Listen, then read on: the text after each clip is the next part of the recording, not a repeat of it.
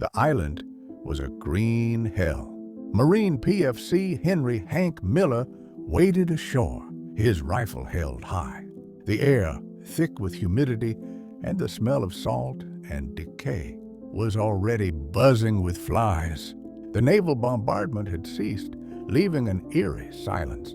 Then the jungle erupted.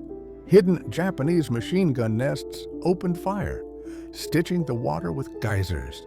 Men fell around him, their cries swallowed by the roar. Hank dove behind a jagged coral rock, his heart hammering against his ribs. For hours, they were pinned. The sun was a merciless eye in the sky. Ammunition was running low. The order came to advance.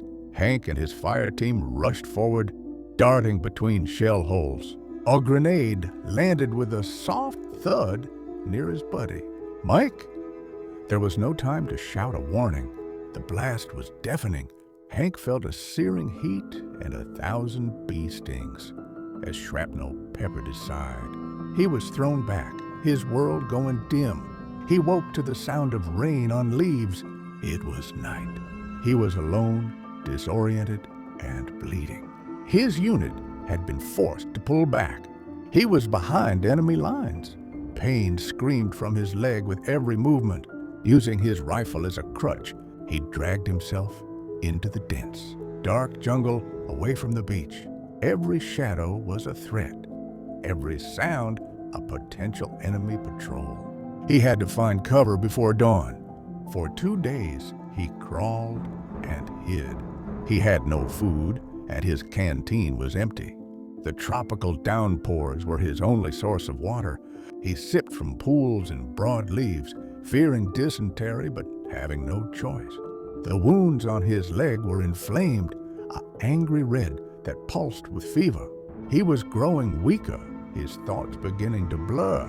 He carved a notch into a tree, a pointless mark of his existence. On the 3rd day, he found a small hidden cave behind a waterfall. It was his miracle. The rushing water masked all sound. He collapsed inside, finally sheltered. He used his last clean bandage to wash his wounds with the fresh water. As he lay there, drifting in and out of consciousness, he thought of home, his mother's kitchen, the smell of apple pie. It was the only thing that kept him sane. He was awoken by voices, Japanese.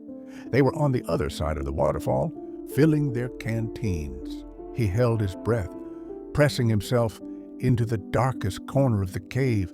His hand tightened on his ka-bar knife. This was it. After surviving all this, it would end here, in the dark.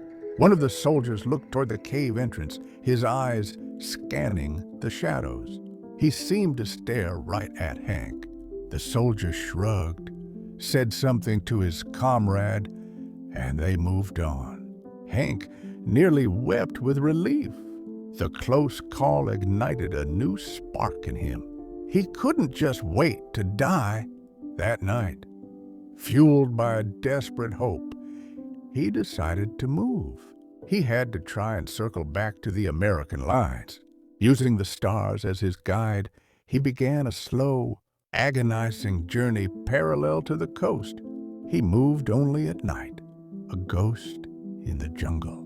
By day, he buried himself under leaf litter and mud. He ate grubs and worms, fighting the urge to vomit. His fever broke in a cold, drenching sweat. He was a skeleton, clothed in a tattered uniform, driven only by instinct.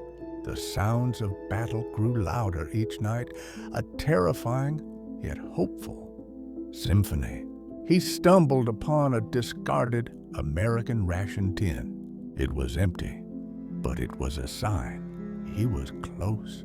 Pushing through a final thicket, he saw a Marine outpost. He tried to call out, but only a dry croak emerged. He raised his rifle weakly above the foliage, waving it back and forth. A sentry saw the movement and raised his own weapon, shouting a challenge into the gloom. They carried him in. The medics couldn't believe he was alive. The shrapnel wounds were infected, he was severely dehydrated, and he had lost over 30 pounds. But he was alive. As he was loaded onto a stretcher, he looked back at the jungle that had tried to claim him. He had faced the abyss, not in a glorious charge, but in the silent, desperate will to take one more breath. He was going home.